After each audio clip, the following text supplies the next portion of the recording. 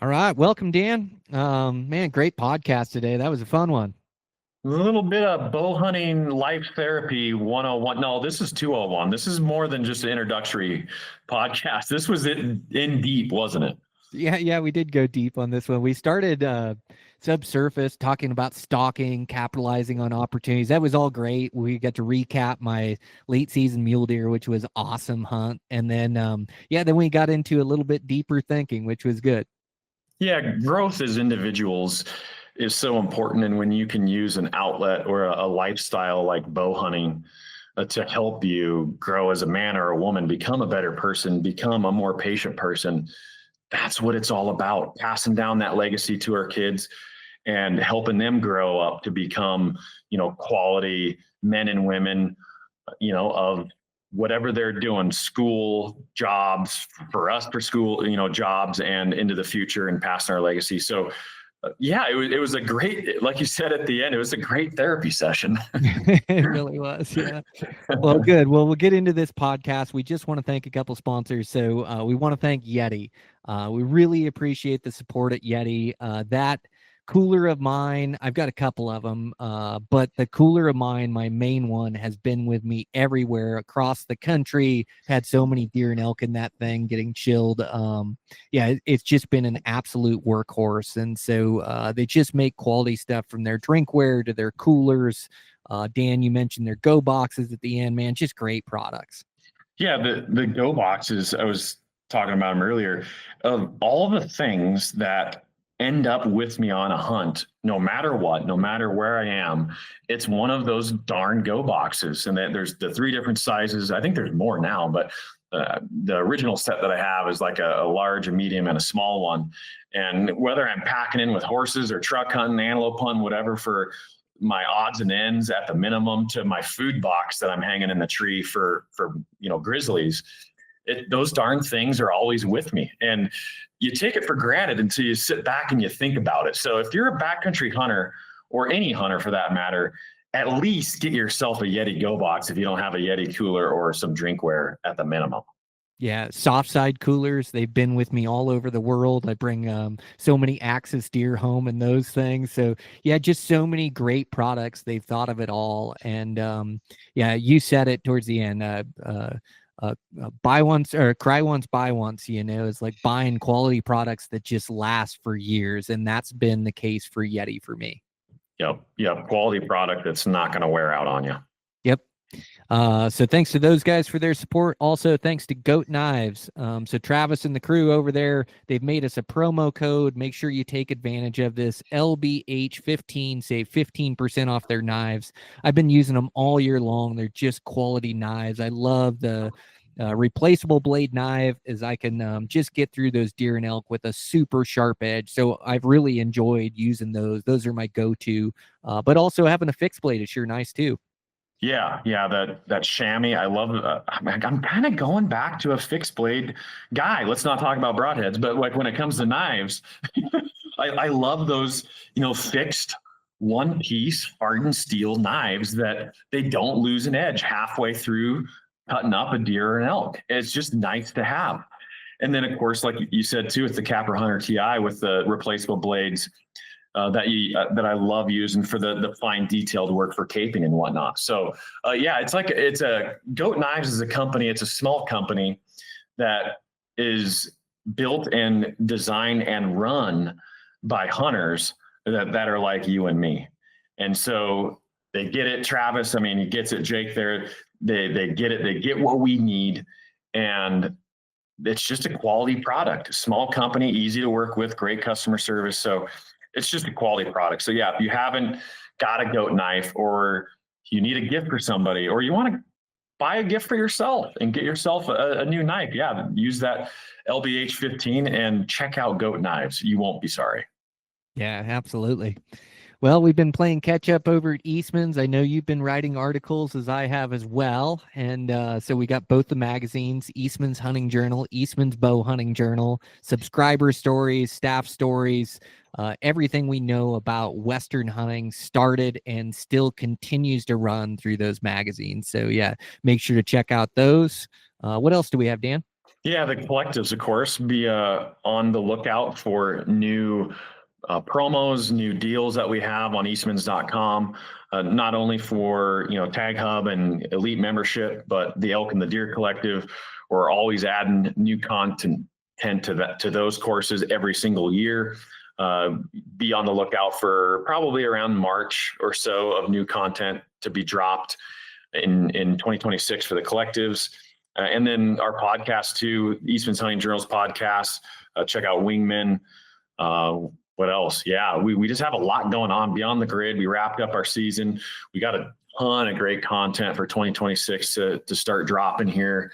Well, I guess the first week of July is when we'll do her again. So a lot of great content that Brian and myself gathered, and a couple others sprinkled in here for, gosh, what do we, season 9, I think, of Beyond the Grid coming up. So yeah, pretty fun. This is kind of a organizational period of the year where I spend the next couple of weeks before Christmas, before the new year, just getting footage compiled together, organized, and of course backed up. So yeah, that's about it.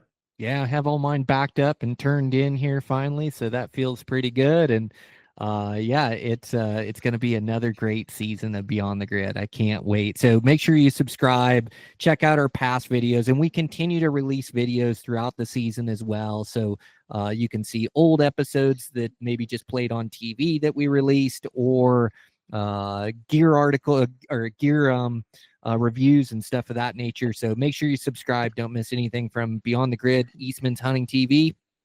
And yeah, any of the old episodes you saw on TV, you can also find on YouTube as well. So yeah, check those out, everything we're doing. Man, let's get into this podcast, Dan. It's a great one.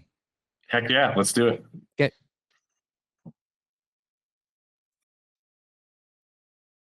All right, welcome, Dan. A little bit more time on your hands here lately, I bet, huh? Yeah, I don't know what to do with myself. Back home in the office, got to sit at the desk. It's like a brain rewiring of the circuit board that I have to do. Yeah, it's kind of tough to come back from too. It's like I have so much fun, and it's so like exhilarating. But yeah, to get back into the rhythm of work and everything, or to reincorporate myself back into society, it takes a little work, a little effort, the right mindset, I think.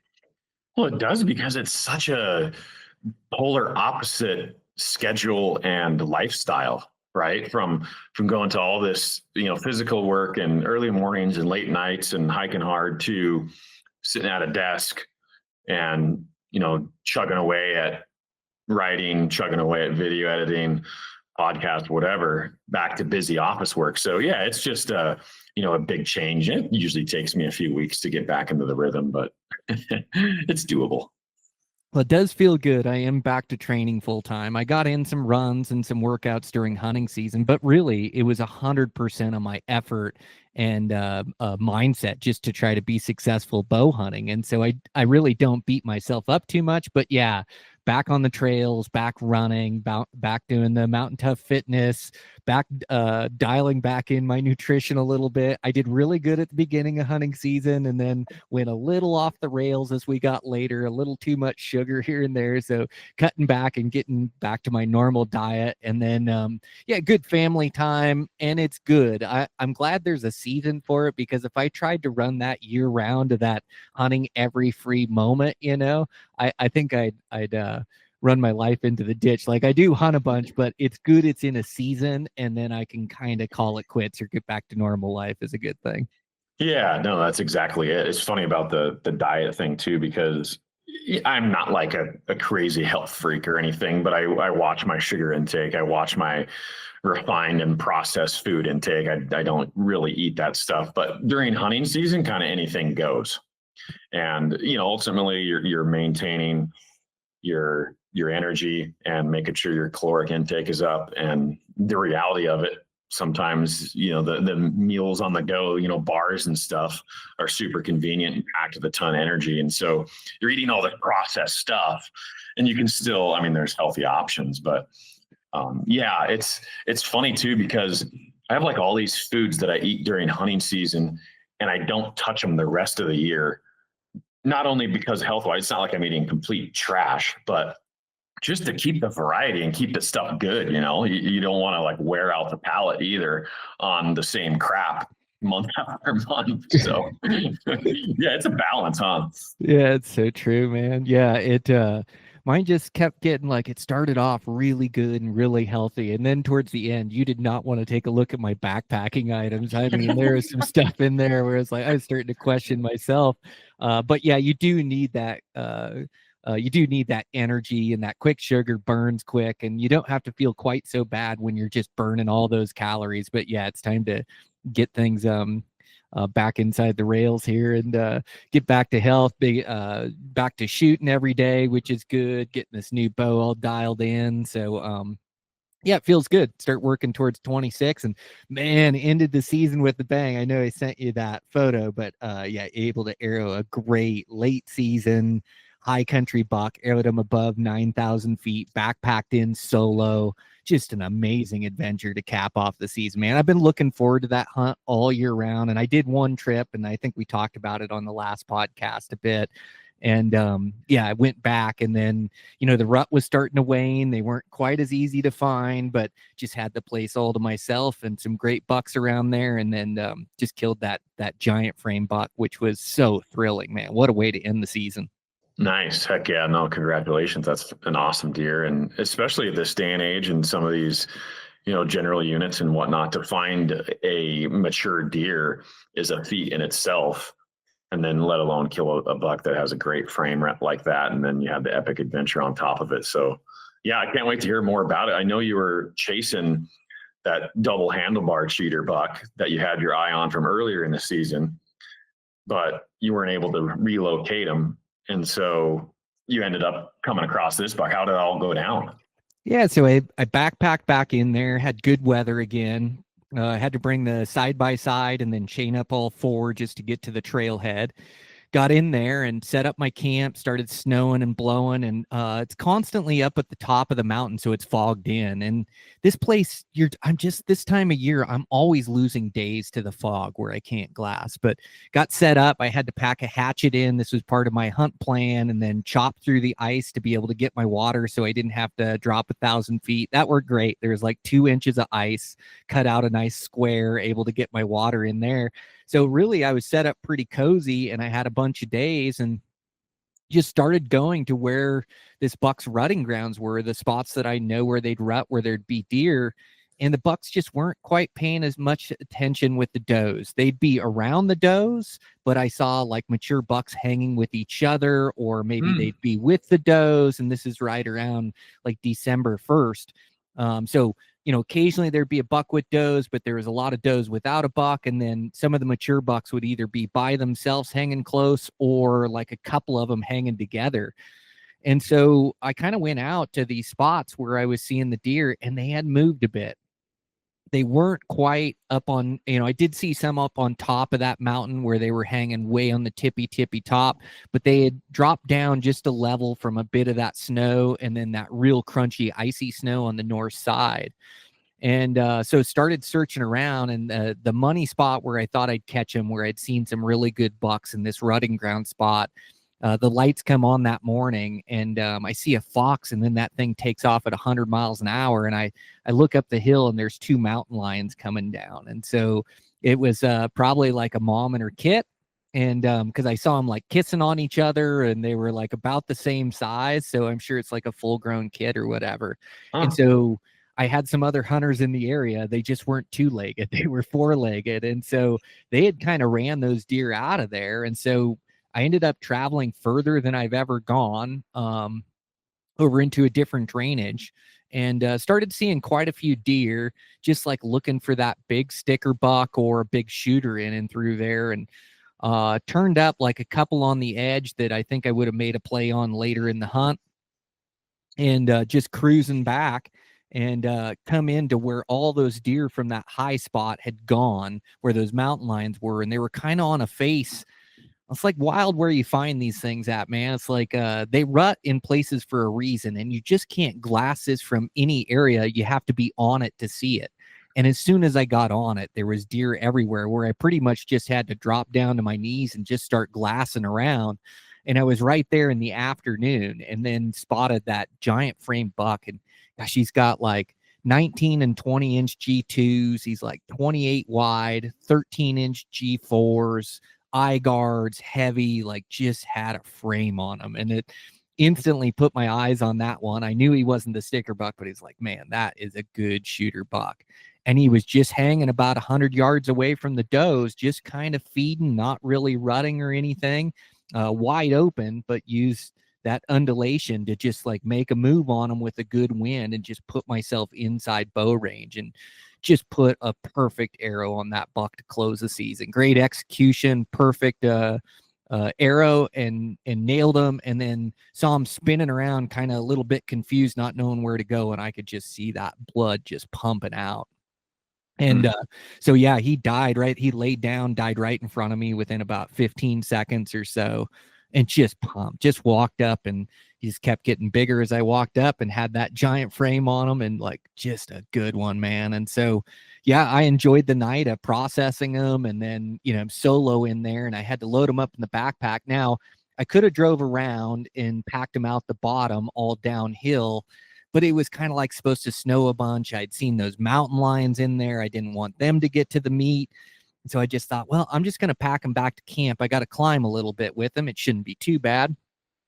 So I got them loaded up, of course, all smiles. It's like arrow at high country buck like that. I was pretty thrilled, but man, oh man, did I choose the wrong route back to camp. Oh, I just gotten this buck brush stuff that I was just having to fight my way through. I finally made it back to camp at about 12:30 or so. Ooh. And so got a little food in me, all smiles, got the buck back there, and don't have much left the next day, but then it just started to snow, and they were calling for an inch down in the valley, and I got about a foot up on top of the mountain. So it just piled up. I had to get out of the tent about 3 a.m, clear the snow out of the bottom side of the teepee because it was starting to sag so bad. And then load up the buck and my camp, foot of snow, one more climb up and over and out, and then make it back to the side-by-side, and then chain up all 4, try not to slide off the edge anywhere. I was the last vehicle out of there, and I'm sure I'm the last vehicle in there too. There was like no more getting into the trailhead, and make it out and load them up. So yeah, man, it was a pretty awesome deal. Wow. Well, talk about a ultimate adventure. Last one in there. You're either retarded or you're very determined. And I think it's the latter. Could be a little of both. That's awesome though. I mean, that's a good example of what an effort like that can result in. I mean, there you go. We preach about that all year, talking about effort and the preparation and your hunt plan and like the water plan, and mapping that all out in your mind and then making it happen. So, I mean, that's beautiful. That's what it's all about right there. Yeah, that's what it really felt like too, Dan. It felt like all in, like I was so committed to try to kill this buck. And it was like, you know, do whatever it takes, you know, keeping myself safe and like inside my comfort level. But it was like, I know these hunts I get a little bit nervous for, or I'm a little bit nervous on. I know that's a good thing because I'm challenging myself to my core. And yeah, there's a reason why nobody else was in there. It's a reason why I found that big mature buck in there, is because I was all in. So I kept thinking back to that for sure. Yeah. Awesome. Well, I want to hear a little bit more about the detail on like what your buck was doing exactly when you made it happen. When did you know when to move? When did you know to make that final move and then ultimately draw and kill him? Like what was he doing? Yeah, so he was just feeding. His does were feeding. He was about 100 yards away. He was in the open, which I love stalking animals on their feet in the open, especially this time of year. It seems like when they bed or they get in that thick cover, I just don't have much of a play. So he was on his feet, and the deal is I spotted him fairly close. I had to be on the feature to see him. And so when I got to the feature, I started glassing around. There was a smaller buck above me with some does. And then this group of does with that other buck were down below me. And they were just feeding unaware of my presence. And I kind of had like a left to right wind. And so I had like this steady wind, and I had just enough of a rise that I could totally disappear, and disappear pretty much until I come over the top to find him. And so he was really focused on feeding. So were his does. They didn't know I was there. And so really it was just one of those quick plays where you you're almost all on instincts. It's like I got a couple hundred yards to close is all, and all of a sudden I'm down and I'm in a dip and he can't see me, and so I'm just moving quick to get to where he is. And it's like not last light, but it's getting there, it's getting close to like the end of shooting light when I made that play at him. But yeah, I've just got this great south wind that's blowing, and so he was just feeding the whole time. When I poked up there, he didn't know I was there. He was still feeding, and so I just got a good angle on him, great range, really couldn't get much closer. So just sat on my shot and let it buck. But yeah, it just hit him perfect, which always feels good. It's amazing how some of these situations, stalks in general, you could stalk an animal, whether you're antelope, deer, whatever, 30 times and not have it work out. And then sometimes it's just like road mapped out in front of you, and you have like all these variables that are just so ideal. And it's like, a gift on a platter. Did it seem like that? Like where just everything was perfect and you were there to take advantage of it? It did. I've been fighting so hard to kill a good buck and trying to make these plays and not really force it, but just trying to work with the situation I'm given. But yeah, just finally catch one in just the right spot with the right conditions where it did feel gift wrapped. There was no doubt in my mind that I just knew I was going to kill that buck. He was in such a location and plenty of time to get to him. Wind's perfect. It was like, I had everything going my way as long as I didn't make like a huge crucial mistake. He was mine, and that's what it felt like on it. So yeah, it feels like if you're out there and you grind long enough, you stay out there long enough, eventually you get one of those scenarios. It's just meant to be. And like you said, I could screw it up 30 different times, but this one just felt right. Yeah, and I think that's what's going to resonate with our viewers. That's why I've been kind of picking your brain a little bit. I know, because I know it does with me, but it seems like every bow hunt, I mean, if you're putting forth a solid effort, and maybe not every single one, you might have one chance like that. And those are a gift, right? But here's the other thing is you have to have done all the work to lead up to that in your mind, with your equipment, with your skill set, with your ability to capitalize on that beautiful buck on the silver platter, like in your case. And so that's what's so important about preparation and being just ready, mentally ready for these scenarios, because the perfect scenarios, they just don't come along very often, do they? Dude, you nailed it. Like a lot of this bow hunting is like capitalizing on those opportunities. And it's easy to screw those up if you lose focus and you're bumbling through the hills and you bump them.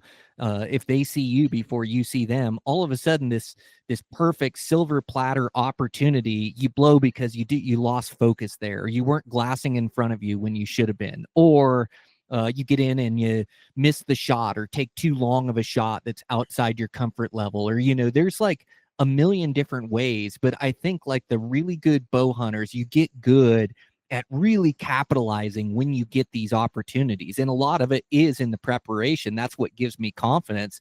And two, I think it's weird. I've had a couple animals this year where I go these huge goes where, the first rip in there was a week, or the first rip for my elk, I did 10 or 12 days. And I'm almost like, I'm trying to make it happen. It doesn't come together. And I go home and I get my mind right for a day or two. And then I show up with this fresh mind. And it seems like something dies within a day or two. Now, I don't know how quite to put my thumb on that, but that fresh mindset, if I could tap into that and get it done on the first time around, which last year I did a lot, but just capitalizing on those opportunities. But there's something with this reset or this mind going back fresh where you come back and you start hunting like better than you were at the end of your last trip. Does that make sense? Hunting angry, brother. You got it. No, we joke about it a little bit, but yeah, it's so common, right? It's so common. Just like my antelope from this year, I missed that sucker twice before I killed him. And I went into September 1st, my bow season, pissed off. I was pissed off. I missed this buck twice, and I was friggin' pissed. And I was like, you know what? I'm done for a couple of weeks. I'm going to hunt elk, and then I'm going to come back with a fresh mind, a fresh attitude. It's the same thing. And how many, I mean, I can think of so many hunts over the years, and it's the beauty of bow hunting. I mean, I went up to Canada that one year, 10-day hunt, shot a bull moose first 30 minutes of the hunt. So it can happen like that. And then on the other end of the spectrum, which it tends to happen more often like this, is you're putting in multiple days and you're growing as a person because you're going through all these ups and downs and highs and lows, and you get frustrated or angry, or things just aren't going in your favor. And then you have a reset or a refresh, like you said, and change spots. It could just be as simple as changing spots, going back to town, maybe getting a shower for a day, getting a nice greasy cheeseburger, calorie up again, and then just going back out with another, a better attitude. And same thing, Brian, multiple hunts. The first day, the first morning, or the first evening of that second trip out, it's all over. And so, yeah, it's just crazy, the psyche of maybe it's, I was gonna say a bow hunter thing, but maybe it's just a human thing. Yeah, it's so true. Yeah. And it's, that fresh mindset does wonders for a guy. And then I think just focusing on that, capitalizing on opportunities, and it almost has me thinking, like, I don't think I need to change my strategy or the way I hunt, but I definitely, like, there's something with these encounters when they are gift wrapped or they do happen. Man, it's almost like if you spend time out there and really, if I'm not trying to force a scenario. Now, I almost killed that sticker buck. I got into bow range of him, and it was almost like a force as he was chasing a doe, and I saw this window and got on him. But again, I told you I passed on the opportunity the night before, the day before, in that huge sage flat where I felt like I couldn't get close, and then he disappeared on me. And so, like, I think you need to try to capitalize on opportunities, but I think, like, being able to recognize when it's such like a good scenario to go all in, and also realizing when this scenario, I'm trying to force this a little bit, maybe I'll just get up above them and then kind of see and let it progress, or let it happen, or let it develop, by not blowing all the animals out of the area. Like, I think there's something to that too. And it's definitely this balance that you can't quite put your finger on or like go, but there is a scenario where if you spend enough time in country and you don't blow it up, all of a sudden that deer's in the perfect spot, or that elk's in the perfect spot, and you go kill them. Or you have 5 scenarios where you're trying to work into them and you don't have the right cover, or the wind's not quite right, and the situation blows up and you get frustrated and you're chasing your tail. So there's something that I need to, like, think through that, and something I need to tap into there, because there is something when it's a perfect scenario when you just kill them. Yeah.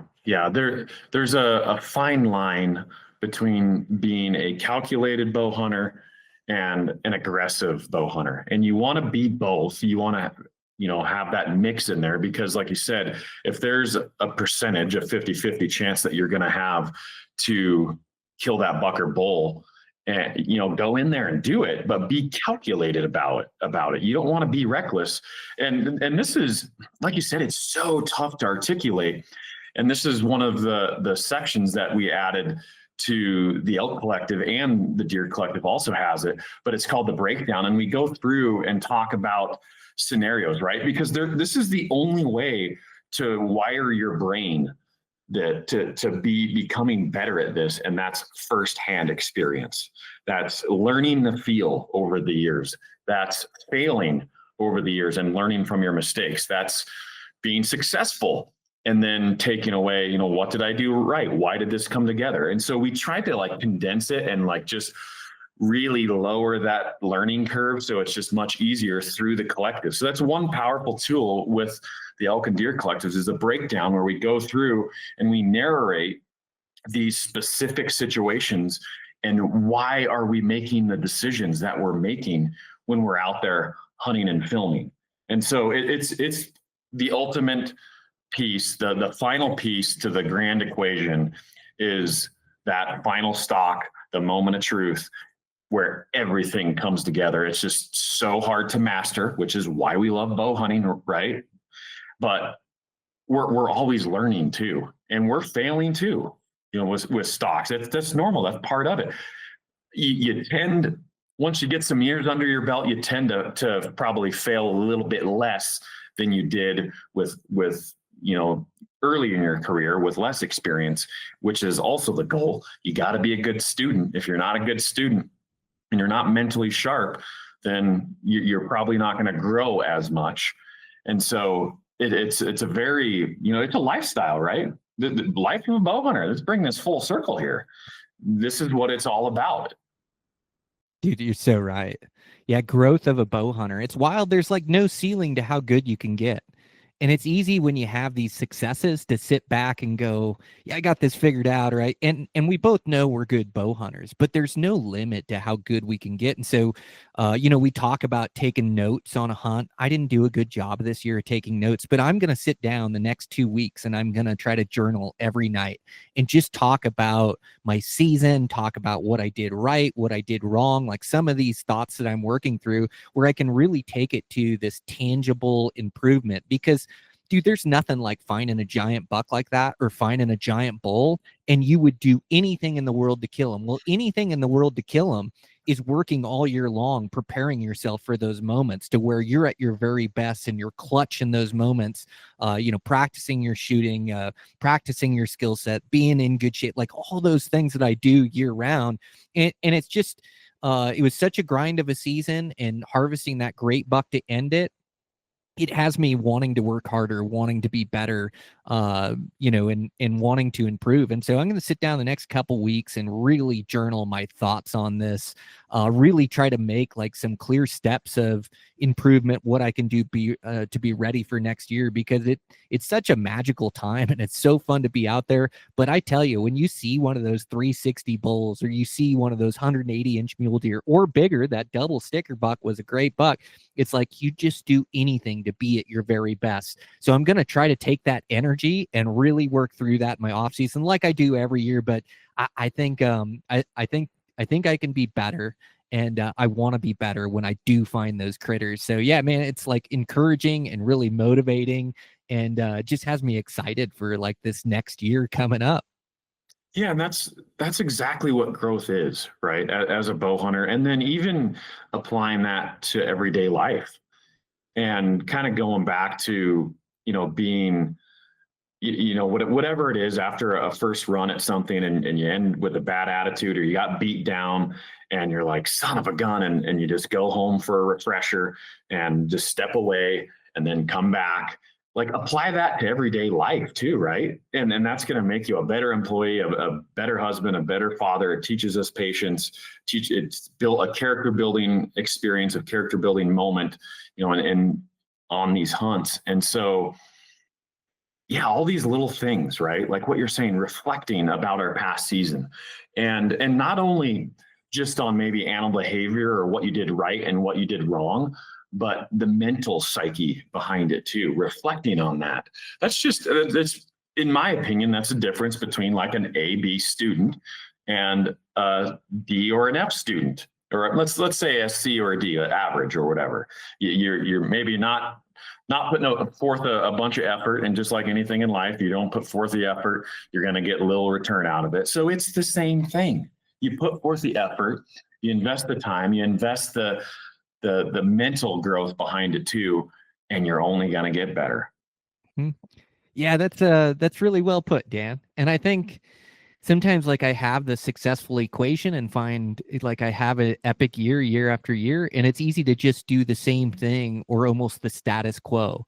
And I think to your point, like I could be a better A student where I'm really looking to grow or really put my everything into it. And part of putting my everything into it is right now is like family time. We've got Christmas coming up and really putting an effort in. We're planning a family vacation for the girls. We've got one graduating high school, one graduating college, like really being engaged. Like my wife is covered for me all season, and I've been gone like a madman. The only days I didn't hunt in November were days that I was driving or getting back home, and then I'm trying to rush through work. So, right now it's not all about me either. It's been all about me for about 3 or 4 months now. Like I need to get back to, get my chores, got wood cut yesterday, like just getting things done and being the man of the house as well. Like this is where I'm trying to find like a little bit more balance, because it's been totally out of balance for like the last 3 months. Yeah, no, and that's what it's all about, right? And I think as men and as husbands, when you know that you have that, like it's 3 months and it's, a marathon and it's hard and you're not home a lot, but giving that, we're passionate guys and we're passionate about what we do. So the remaining 9 months out of the year, for me, I know it was even easier to just be a servant of my family and be there for my family the rest of the year, because I know that I get this time that I'm blessed to have for work to go hunting. And so it's so important, right? To be home and to be present during the rest of the year. And like I told my wife too, I was like, anytime, every year, I know it's tough. We go to Hawaii every year, and then I'll send her on a trip or whatever she wants to do, just to kind of refresh and just have some time away for herself, because I know the falls are hard, and that's what it's all about, right? Give and take and compromise and meeting in the middle, and that's what makes a relationship. Yeah, that's it. And also, like, getting back to work responsibilities too. Oh, I've been neglecting. Yeah, I've been neglecting those, and not neglecting. I've been making sure things are done and done correctly. But yeah, I need to spend more time on the job site, and the guys have done a stand-up job, and I've tried to do as much as I can when I'm around, and it's all worked out. But yeah, it's kind of good that it's this condensed season, and sure, I'll have hunts in the spring, and I do have one more hunt coming up for the Zodad I'm really looking forward to, but I am kind of getting back into the rhythm of work and family and responsibility and looking out for others and stuff, because yeah, it's been all about me for 3 months, and man, I've had an absolute riot. It's just, gosh, success doesn't come easy, man. I just my secret weapon is just to grind. Like, I don't know any other way to do it. I know I get lucky, or I know I capitalize on some luck, but it's just all I know, man. It's just to put my head down and be out there as many days as I can and as much effort as I can, day in, day out. Like, my superpower is my ability to grind. And that's really like my biggest asset out there. And it just doesn't come easy. It amazes me, like, how many days when I look back at the end of the season I put into getting a late season mule deer, how many days I had to put into killing a nice 6-point bull. Like, man, I had to grind. And then you're right, you do have to capitalize on those opportunities when you get it, but it just doesn't come easy. So I feel for guys out there. I have a lifetime of experience, a lifetime of working at my skill set to try to arrow these animals, and it is so difficult for me. So feel for guys that are in the first 5 years of their journey, or even 10 years for that matter, just to try to gain that experience or get to a place to find that success. And the reality is it might not be 1 year success. It might be 2, 3, 5 years. But once you start to figure it out, once you start to figure out this path to success, like, it doesn't change. It's like, every year I put together a good season. Every year you put together a good season, Dan, which is amazing with our bows. It blows my mind that can even be done, but it is possible out there. If you work at it enough, if you think about it, if you have a passion for it, there is a path to consistent success. It just might take, a few years to get that first one down, or maybe next year's your year if you really put your everything into it. But it does amaze me, like, how difficult it is. And I do think that's part of the reason why we like it. Yeah. I mean, what red-blooded American doesn't like a good challenge, right? I mean, ultimately, we like to test ourselves. We like to see what we're made of. And, there's just something intriguing and something captivating about a lifestyle that can't be mastered. And so you're always working, you're always looking, to the next hunt, you're always looking to become better. And I think as humans, I think we need stuff like that to drive us and to become better people. Because if, there's this saying that if you're not moving forward, you're moving backward. And I'm speaking in general with life. And so that ultimately was the attractiveness of the lifestyle when I was a teenager.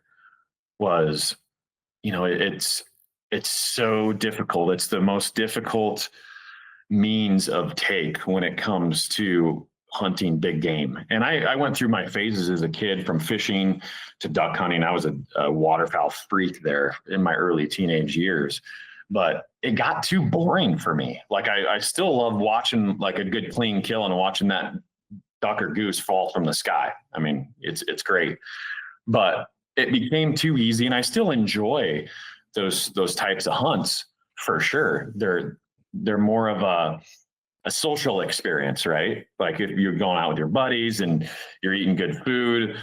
Todd always brings cocaine donuts, so there's never a downside there. You know, but you're hanging out with buddies and wing shooting. It's a great time. But I learned, or I just found that wasn't really what I needed to feed me for who I am, to really drive me forward as not only, you know, a better man, a better husband, a better employee, but a better hunter. I needed something more. And I think that we're pretty lucky to have found something that we're very passionate about, because there's a lot of people out there that don't get fired up about something in their life, and they're just kind of meh, just blah, and they don't have anything to look forward to. They don't have anything to work towards. And that, I don't think, for me anyway, that's depressing. And so if I have something to look forward to and to work towards, that's what drives me in all facets of life. Yeah, I love that, man. You nailed it. Yeah, I saw a quote the other day: depression can't hit a moving target. There you go. Yeah, but you are right. We are the lucky ones. Like finding passion, like finding something you're fired up about. Yeah, it like keeps us in shape. It keeps our mind working. And you see these guys that retire, that don't have a lot to do in their retirement, or their life was all about their work.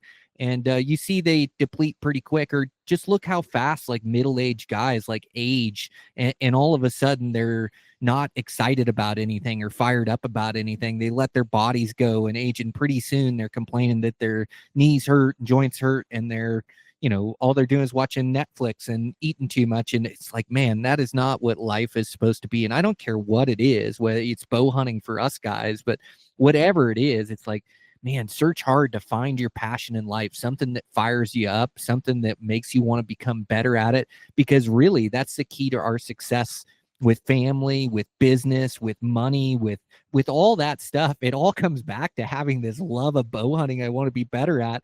And then how you do one thing is how you do everything. So that's like how you operate your life. And pretty soon, you're just this charged up, passionate individual that's constantly keeping himself busy, that's constantly moving forward, trying to become better at all these different facets of his life.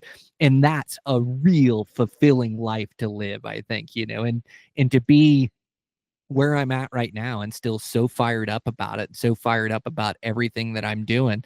I think that's like living the fullest, best life you can live. I really do. Yeah. Yeah. A driven life, a purpose-driven life, I think, is the most fulfilling. I watched a little clip the other day, and Tom Brady was talking about that, and he was talking about balance, right? And obviously, Tom Brady, I don't even know if it's arguably, but he's the best QB of all time in the NFL. And he was talking about balance, and he's like, you know what? Like, there's some times that I wish I wasn't so obsessed with the sport, with the game. Right. And what I think, I didn't catch the entire context of the interview, but I think what he was pertaining to or hinting at was, you know, family, and talking about being balanced. And, you know, when he thinks about somebody that was always there for him, and the foundation of why he was as great as he is as a QB was because of his parents. And so he was circling that back around to family, right? And so that's one thing that I always take the time to reflect too, is, yeah, we can be obsessed about these things, about, you know, bow hunting, or like Tom in football, but to also think about what keeps us grounded and staying grounded, and being just very diverse and very balanced in what and how our time is spent. And so I think that is important too. And so it's not like that he regretted being so into football and being, such a wizard that he was, but I mean, he dedicated a ton of time to it. And, did he miss out on some of his kids growing up?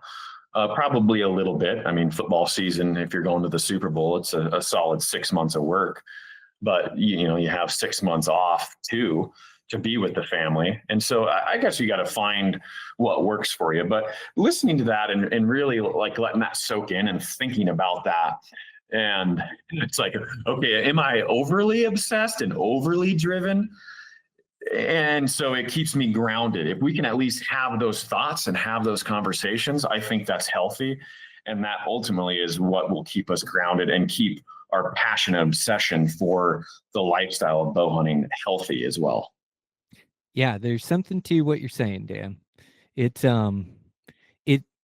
I am so driven, so passionate about it. I would do anything for it. I love it with every fiber of my being. But in the same breath, I have never lost a job or have a house that I can't complete because it's hunting season. I know that I have responsibilities that I have to fulfill to make a happy life. I know that I can't neglect my wife, or if my wife divorces me, if my kids hate me and I'm great bow hunter, that isn't worth it to me, And so I have to succeed at all these things. And so I do have to find balance. And if I put everything into my season, but if I'm being honest, it's like, I could have scratched some more days here or there, or I could have stayed longer this week if I wasn't concerned at getting the podcast out, or if I wasn't concerned with taking care of that house stuff I had to go, or if I didn't have to get back and make my daughter's birthday. But that stuff is really important to me, and that's part of that balance that you're finding. So I love training every day. I love becoming better at this thing I love, and I make time for it, whether I have to wake up early,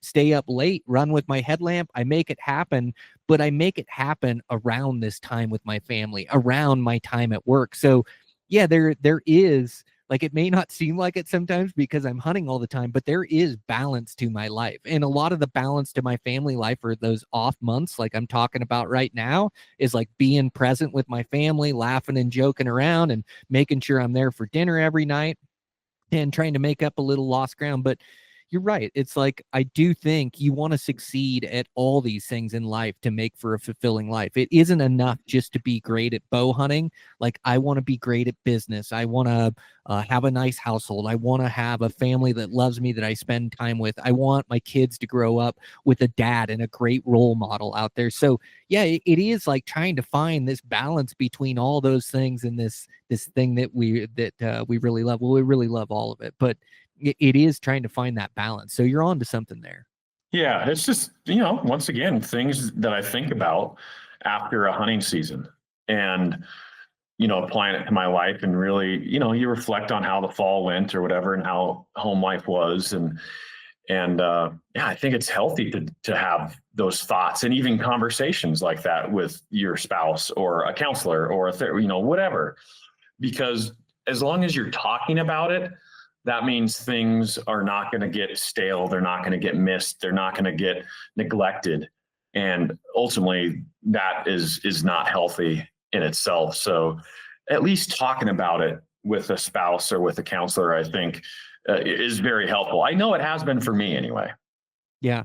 Well, and I saw you doing hunts with friends and family this year, and same with me. I was chasing a giant sticker buck that was the buck of my dreams, but I know my daughter had like a few days to go hunt. That was super important to me. So it was like, you drop everything, and it doesn't matter how big the buck is or how close you are to kill him. You leave and you go do this adventure, and you're present with your daughter, and like seeing it through a fresh hunter's mind. Like, she's been hunting with me for a few years, and it's like an adventure with dad. But just even the trip out, driving out to spend that time together, we have like deeper conversations than we have at the house about her future and school and things she's doing. Or then when you're out in the field, like seeing it through their eyes, like when they look through binos and see a deer and see a doe, and they're so fired up about it, about seeing that deer up close, or deer tracks and which position they're pointing and how to read the dew claws, and if it's a buck and if it's a big one, and like, just all these things where it's like, well, that was the most important trip of the year. It wasn't killing this big late season buck, like doing that and making sure that I spent this quality time with her.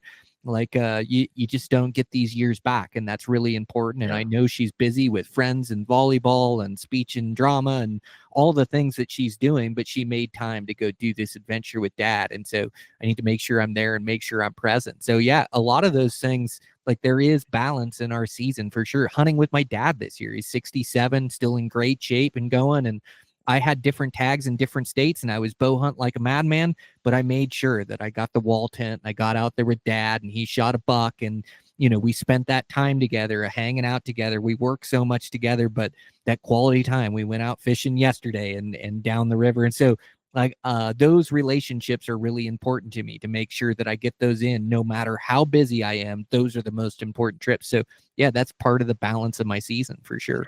Yeah, bringing it full circle, right? I mean, we want to share a part of us with our family and friends. And that's, probably for me too, the most fun that I have during the season is sharing it with others. I know I'm going to have great hunts. I know I'm going to kill some bulls or whatever, or kill a buck, and it's going to be fun and I'm going to enjoy it. But still sharing those experiences, well, like you say, with my dad too. And he grew up, growing up, he brought me and my brother hunting. He said yes to us. He said, Dad, I want to go hunting. We want to go fishing. Okay, let's go do it. We got to go cut a cord of wood first, but yeah, we're going to go do it afterwards.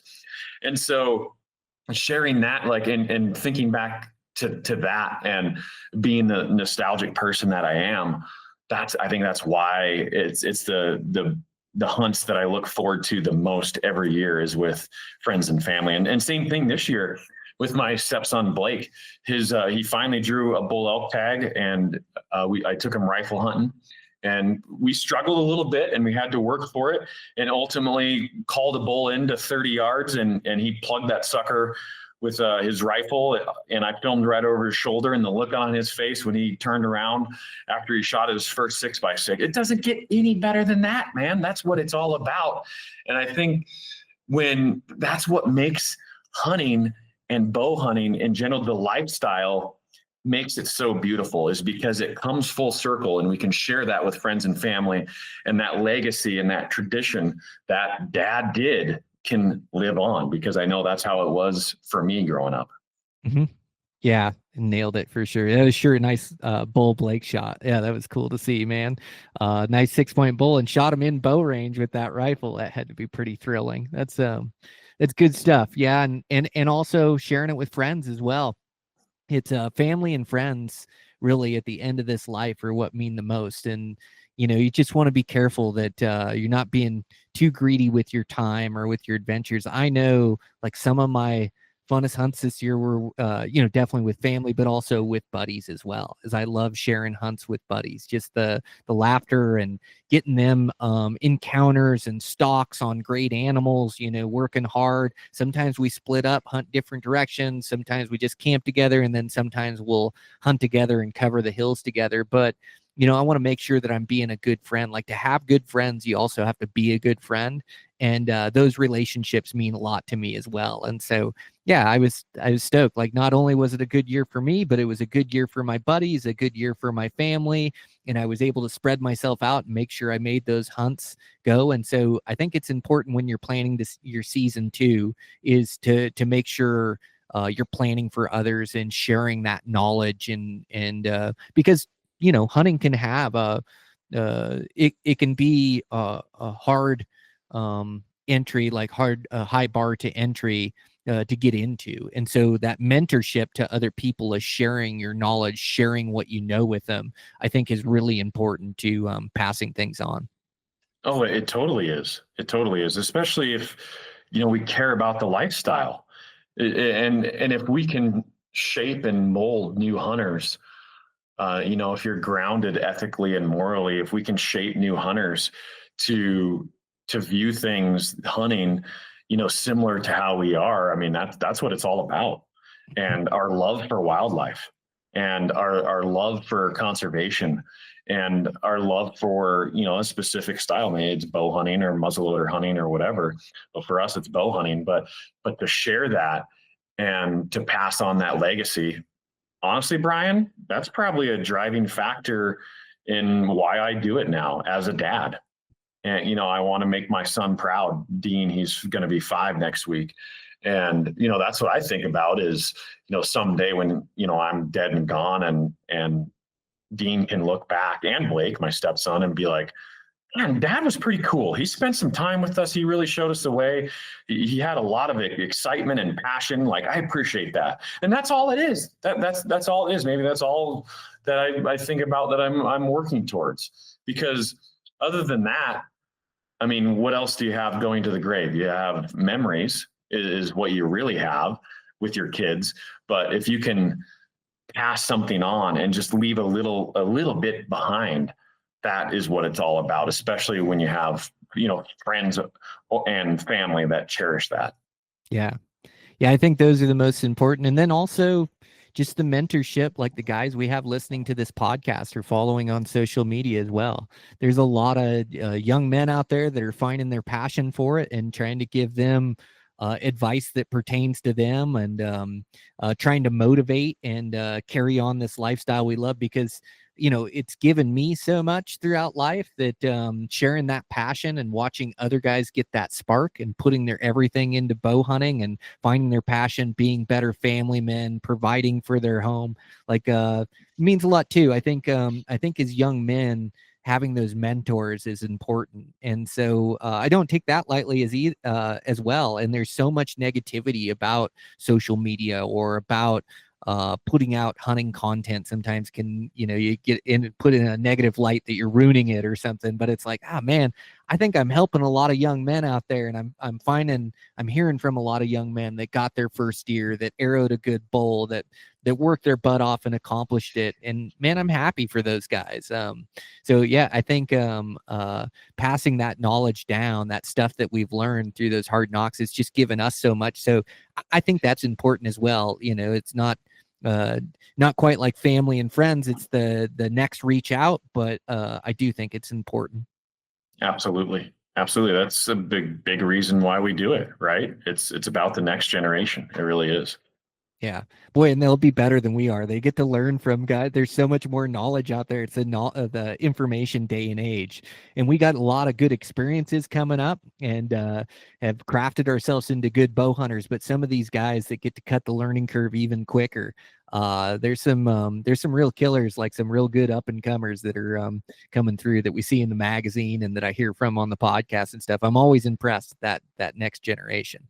Absolutely. Yep. There's always going to be those hard workers, and that's what we always preach, but hard work. And it's cool to see that, especially it seems like in a society now that's becoming less and less masculine, but still seeing these guys that crush it out there that are young up and comers. That's what it's all about. Like you said, well said. Yeah, 100%. Well, man, I didn't mean to do a therapy session today and get into such deep topics, but that's the way it went. But we're just grateful for our season, and it sure was a good one. It was fun to catch up with you throughout the season and kind of talk over. I kind of used you as a therapy session. I hope you don't mind, Dan, for a lot of those, like close calls and encounters and trying to keep my head right. But yeah, man, it was super fun season. Thanks a bunch for joining me today, and as always. So I just want to thank a couple sponsors for today's show. We want to thank Yeti. Yeti has changed the game as far as coolers, coffee mugs, also their insulated mugs. They were a lifesaver for me on this last cold weather hunt where my water wouldn't freeze in my backpack. But just so many great products through Yeti. I know that cooler of mine has been with me for the last 10, 15 years and had so many elk and deer in it that have chilled that then feed me throughout a year. But just great products through Yeti. I love the company too. So we're happy to have them as a sponsor. Yeah, it's just like any quality product. Buy once, cry once, right? And that's what it is. And that stuff's going to last you a lifetime. And one thing that I came up, you mentioned kind of drinkware and the coolers, those Yeti Go boxes. I never find myself without those darn things. There's 3 different sizes, whether I'm loading up the horses and heading in for like a food box or in the back of the truck, and they're just durable and they're like built correctly. Like with, I look at them like, this is how I would build a food box, and they're durable and they do exactly what I need them to do and more, and they last. And so, yeah, Yeti, such great products. And once again, buy once, cry once, but in this day and age, you get what you pay for. Yeah, those Go boxes helped me get my life together, Dan. It's like they helped me get a little bit more organized. Yeah, those things are awesome. So yeah, definitely make sure to check out Yeti, and thanks to those guys for their support. And also thanks to Goat Knives. So if you're looking for Christmas gifts, Goat Knives is a great one. And they have a special deal right now. LBH15, save 15% off their knives. They're just great quality knives. I used them all season. Super impressed. Yeah. Just are super hard steel. They keep that edge really well. They remind me of an old quality knife. I can't even remember what it was back in the day, but there's something about not having to put an edge on a knife in the middle of cutting up an elk. And when you have a blade that can do that, you have a good knife. And that's why I like the chamois or the Capra Hunter TI. For all the detailed, the intricate work. It's the the replaceable blade style, but it's just quality products, small company, customer service is great, so it doesn't get any better. Yeah, definitely check them out. LBH15 is that promo code. We've still been giving those away. I've been pumped to see the people that have got knives here in the last couple months. So listeners of the podcast, so thanks to the support there. I think we may have one more going out, or I think we gave away December, so we'll have to wait for the next promo coming up. But definitely go get one of those knives for one of your loved ones. They make a great Christmas gift. And thanks to Travis and the crew and everybody there at Goat Knives. Just absolutely awesome products. Yep, absolutely.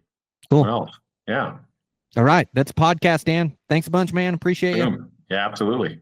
Good.